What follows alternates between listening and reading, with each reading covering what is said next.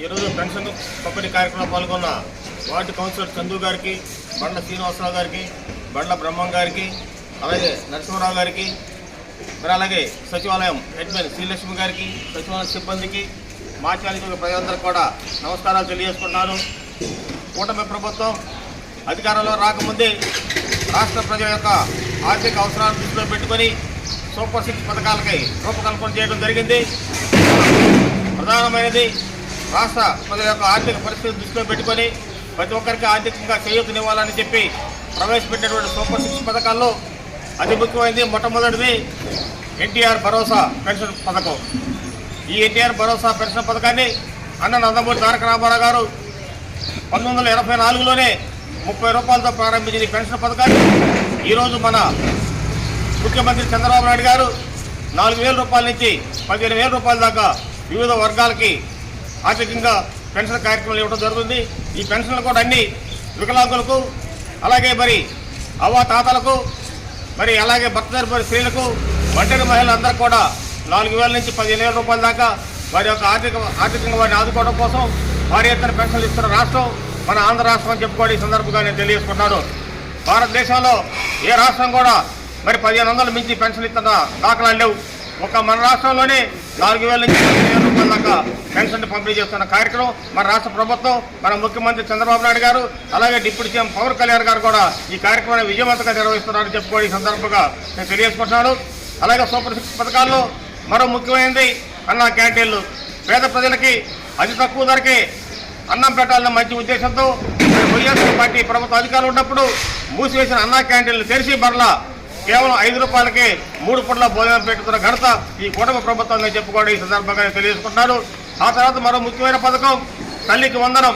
తల్లికి వందనం పథకం ద్వారా రాష్ట్రంలో మరి ఏ విద్యార్థులు కూడా చదువుకునే విద్యార్థులు ఆర్థిక ఇబ్బందుల వల్ల చదువు ఆకూడదనే మంచి ఉద్దేశంతో గత వైసీపీ ప్రభుత్వం ఒక కుటుంబంలో ఒక విద్యార్థికి ఆర్థిక సహాయం చేస్తే కూటమి ప్రభుత్వం అధికారంలోకి వచ్చిన తర్వాత ఇంట్లో ఎంతమంది పిల్లలు చదువుకుంటే అంతమంది పిల్లలకు ఒక్కొక్కరికి 13,000 రూపాయల చొప్పున వారి తల్లుల ఖాతాలో జమ వేయడం జరిగింది.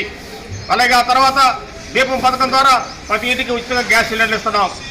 అలాగే మరి అన్నదాత సుఖీభావ పథకం ద్వారా ప్రతి రైతు ఖాతాలో కూడా 20,000 రూపాయలు వేస్తారన్న ఘనత మా కూటమి ప్రభుత్వాన్ని. ఇప్పటికే 2 విడతల్లో 14,000 రూపాయలు వేయడం జరిగింది. మరి 3వ విడత ఈ మార్చి ఆఖరి లోపల వేసి అన్న మాట ప్రకారం ఇచ్చిన మాట ప్రకారం అన్నదాతలకి 20,000 రూపాయలు వారి ఖాతాలో వేయడం జరుగుతుందని చెప్పి కూడా ఈ సందర్భంగా నేను తెలియజేసుకుంటాను.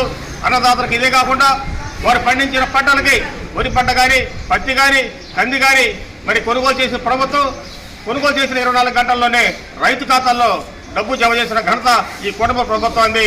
రైతు ప్రభుత్వాన్ని నిరూపించుకున్న ఘనత ఈ కూటమి ప్రభుత్వాన్ని.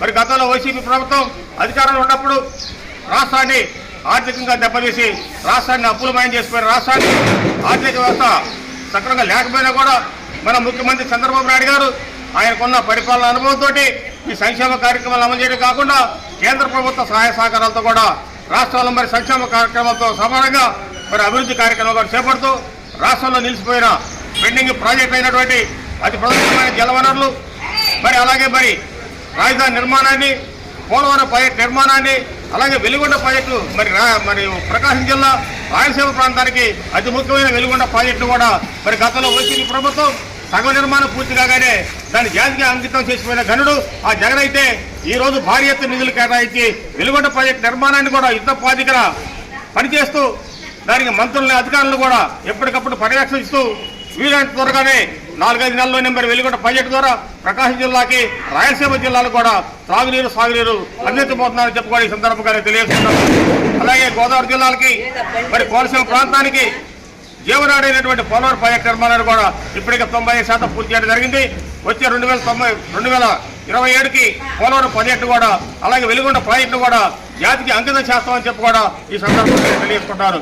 అలాగే మరి రాష్ట్రానికి అవసరమైన రాజధాని భారతదేశం గర్వించేలాగా, ప్రపంచం మెచ్చేలాగా, ప్రపంచ స్థాయిలో మరి అతి సుందరమైనటువంటి అన్ని వనరులతోటి మన అమరావతి రాజధాని నిర్మాణాన్ని కూడా మరి స్పీడ్గా నిర్మాణ పనులు చేపడుతూ మరి భవిష్యత్ తరాలకు 100 సంవత్సరాల వరకు కూడా ఎలాంటి సమస్య లేని విధంగా మరి అమరావతి నిర్మాణానికి రూపకల్పన చేసి అమరావతి నిర్మాణాన్ని కూడా వీళ్ళంత త్వరగా నిర్మాణం పూర్తి చేసి మన రాష్ట్ర ప్రజలకు అందించడానికి కుటుంబ ప్రభుత్వం కృషి చేస్తుందని చెప్పుకోవడం ఈ సందర్భంగా తెలియజేసుకున్నాను. వీటితో పాటు రాష్ట్రంలో మరి శిథిలమైనపోయిన రోడ్ల నిర్మాణాలు కానీ, అలాగే గ్రామాల్లో మున్సిపాలిటీలో సిమెంట్ రోడ్ల నిర్మాణానికి కానీ భారీ ఎత్తున నిధులు తీసుకొచ్చి మన మాచర్ల నియోజకవర్గాన్ని కూడా అభివృద్ధి పథంలో నడుపుతున్న ఘనత మన ఎమ్మెల్యే జూలకంటి బ్రహ్మారెడ్డి గారితో చెప్పుకోవడం ఈ సందర్భంగా తెలియజేసుకున్నారు. అలాగే కేంద్ర ప్రభుత్వం నుంచి భారీ ఎత్తున నిధులు తీసుకొచ్చి రాష్ట్రంలో జాతీయ రోడ్లు కానీ, అలాగే రైల్వే ఓవర్ బ్రిడ్జిలు కానీ, అలాగే సెంట్రల్ స్కూల్ కానీ తీసుకొచ్చి మార్చారు, రూపురేఖలను మార్చారు ఘనత మన పార్లమెంట్ సభ్యులు, మన అభివృద్ధి ప్రదాత, మరి సాధక నామధేయుడు శ్రీకృష్ణ దేవరాయలు గారితో చెప్పుకోవడం ఈ సందర్భంగా తెలియజేసుకుంటూ రాబోయే రోజులు మరి కూటమి ప్రభుత్వం రాష్ట్ర ప్రజలందరికీ కూడా అండగా ఉంటుంది, మీకు రక్షణ కల్పిస్తుంది, మీ ఆస్తులు కూడా రక్షణ కల్పిస్తాం, మీకు అన్ని రకాలుగా అండదండలు అందించే ప్రభుత్వం ఈ కూటమి ప్రభుత్వం. ఇప్పటికే రాష్ట్ర ప్రజలందరూ కూడా వైసీపీ ప్రభుత్వం పరిపాలనకి ఈ 20 మాసాల్లో కూటమి ప్రభుత్వం చేసిన పరిపాలనకి తేడా అర్థమైంది కాబట్టి రాబోయే రోజుల్లో మరి ముఖ్యమంత్రి చంద్రబాబు నాయుడు గారికి, పవన్ కళ్యాణ్ గారికి మీరు అండగా ఉండి రాబోయే స్థానిక సంస్థల ఎన్నికల్లో కూడా ఈ కూటమి ప్రభుత్వానికి భారీ మెజార్టీ తీసుకొచ్చే విధంగా రాష్ట్ర ప్రజలందరూ కూడా సహాయ సహకారం అందించాలని చెప్పుకోవడం ఈ సందర్భంగా నేను కోరుకుంటున్నాను. కేవలం వైఎస్ఆర్ పార్టీ నాయకులు వారి మీద ఉన్న కేసుల్ని ప్రజల నుంచి తప్పుదారి పట్టించడం కోసం డైవర్షన్ పాలిటిక్స్ చేస్తూ మరి అతి పవిత్రమైన తిరుపతి హిందూ మనోభావం దెబ్బతీసే విధంగా అతి పవిత్రమైన లడ్డు ప్రసాదాన్ని కూడా కెమికల్స్ నెయ్యితో తయారు చేసి రాష్ట్ర ప్రజల యొక్క ప్రాణాలని పణంగా పెట్టిన ఘనత వైసీపీ నాయకులది. అదే కాకుండా కల్తీ మద్యం కేసులో కల్తీ మద్యాన్ని కూడా రాష్ట్రంలో వేల మంది ప్రజల సాగు కారణమైనది ఈ వైఎస్ఆర్ ప్రభుత్వం. ఇవన్నీ ప్రజల నుంచి డైవర్షన్ చేయడం కోసం డైవర్షన్ పాలిటిక్స్ చేస్తూ నోటికొచ్చిన బూత్ పదాలు వాడుతూ ప్రజాస్వామ్యాన్ని అవహేళన చేస్తూ సమాజం సిగ్గుపడేలాగా మాట్లాడుతూ ప్రతిరోజు మరి ఎవరో ఒక నాయకుడు వైసీపీ నాయకుడు జైలు పోతూనే ఉన్నారు. ఈ జైలు పోయే నాయకుల మీద ఈ కూటమి ప్రభుత్వం కానీ, ముఖ్యమంత్రి చంద్రబాబు నాయుడు గారు కానీ, పవన్ కళ్యాణ్ గారు కేసులు పెడతల్లా. వారి పరిపాలనలో వారి అధికారంలో ఉన్నప్పుడు వారు చేసిన తప్పుడు విధానాలకు, వారు చేసిన హత్యలకు, వారు చేసిన దౌర్జన్యాలకు, వారు చేసిన దోపిడీ విధానానికి, వారు చేసిన కల్తీ పనులకు ఈరోజు జైలు పోతున్న ఘనత ఆ కూటమి వైఎస్ఆర్ పార్టీ నాయకులని చెప్పుకోవడం ఈ సందర్భంగా నేను తెలియజేసుకుంటాను.